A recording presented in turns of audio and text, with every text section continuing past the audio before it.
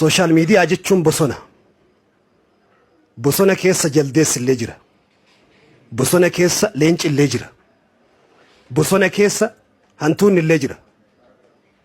Waan bosonni qabu guutuun social media ni qaba. Bosona eenyu hoggana walii gala? Eenyutu hoggana bosona? Leencatu hoggana. Yoo hantuuta taate social media fuulduratti qabxiin an dhaamu barbaadu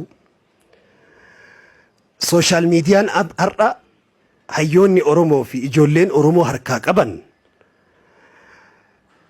ummata Oromoo hagam waa barsiisaa jira waan jennu yoo laalle fakkeenya tokkoffaa tokkummaa nuu fidaa jiramoo tokkummaa balleessaa jira wal biratti ni beektan. Tokkummaa fiduu jiramoo balleessu jira dhiyoo gaafadhe parsantii 50 akkuma rifasii dubbatame nama dhimma dhuunfaa isaatiif dhimma ummataa godhee ummata bal'aa hawaasa kabajamaa kana xiqqeessu jira.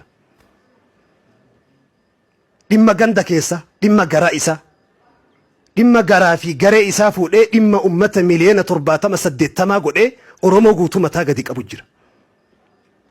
Nama akkasii san Rabbi nu keessa haqa jilchu.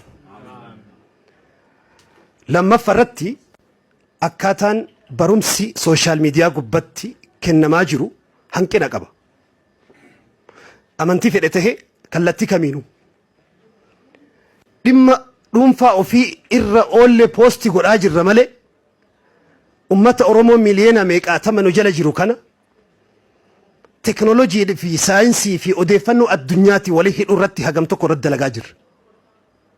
Barumsa achirratti dabraa jiru barumsa lubbuu qabu, barumsa ummata ijaaru, barumsa dhaloota gadhaabu, barumsa hurrii namarraa saaqu yoon ta'in followersiin ati walitti guuratte 100,000 itti gaafatamummaa seenaati. Namni tokko wayita si jala taa'u itti gaafatamummaa qabda jechuu bara. Namni tokko dhufee wayita aadsi godhee si jala taa'u itti gaafatamummaan kee dabalee jira jechuu. Wallaalaa meeqatu si jala jira, beelahaa meeqa si jala jira. Ummanni meeqa har'a social media har'a ummata keenyaan qallabataa jirru ummata keenya kabeela gammoojjii keessatti waan har'a boletiin teenya